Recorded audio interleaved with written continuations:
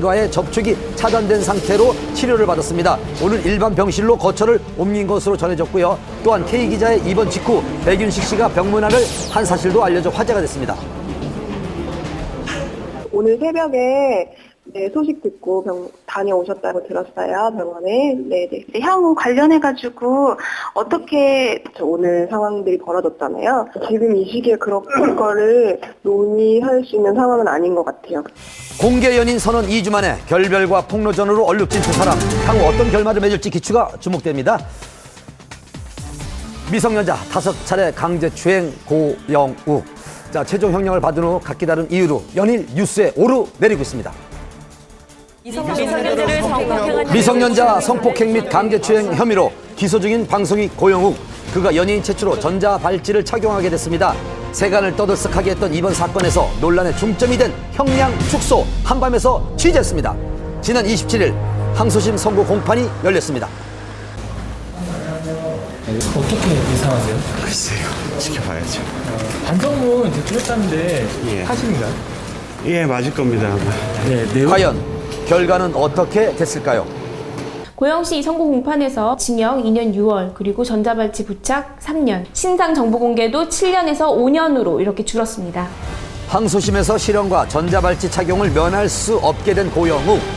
2010년 7월부터 지난해 12월까지 미성년자를 성폭행하고 강제추행한 혐의로 구속 기소됐고 1심에서 재판부는 징역 5년, 정보공개 7년과 전자발찌 착용 10년을 선고했지만 이번 항소심에서 형량이 대폭 줄었습니다. 그 이유는 유명 연예인 신분으로 피해자들의 호기심을 이용해 범행한 점 등은 죄질이 나빠 실형이 불가피하지만 고 씨가 피해자 3명 중 1명과 합의했으며 다른 1명이 고소를 취하한 점, 피고인이 반성문을 통해 진심으로 죄를 뉘우치고 있고 연예인으로서의 활동이 어렵다는 점을 들어 감형을 선고합니다.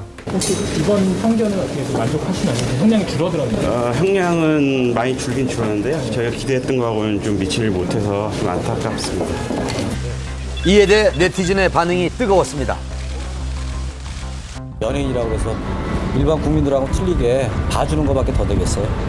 그렇게 뭐 형량을 뭐 10년에서 3년으로 이렇게 갑자기 줄어버릴 수 있는 그런 범죄라고는 생각 안 하고요. 그렇다면 고영욱 씨의 형량은 왜 줄었을까요? 1심에서 총 5차례의 범행이 있었는데 모두 유죄로 인정됐습니다. 하지만 2심에서는 그중에 두 개의 범죄에 대해서는 증거가 없다라고 해서 무죄로 판단이 됐습니다. 그 부분이 가장 크겠고요. 어찌 보면 가장 중요한 것 중에 하나일 수도 있는데 3번의 범행을 했던 그 피해자와 원만하게 합의를 했습니다. 단순히 연예인이기 때문에 형량이 내려간 건 아니고 여러 가지 점을 재판부에서 두루두루 감안을 해서 그런 종합적인 판단을 내린 것으로 알고 있습니다. 형은 줄었지만 기대에 못 미쳤다는 고영욱 씨 측 입장. 앞으로 남은 절차는요? 판결 선고가 9월 27일이면은 28일부터 이제 기산이 돼가지고요. 예, 그부터 7일 이내에 상고장을 내게 되어 있습니다.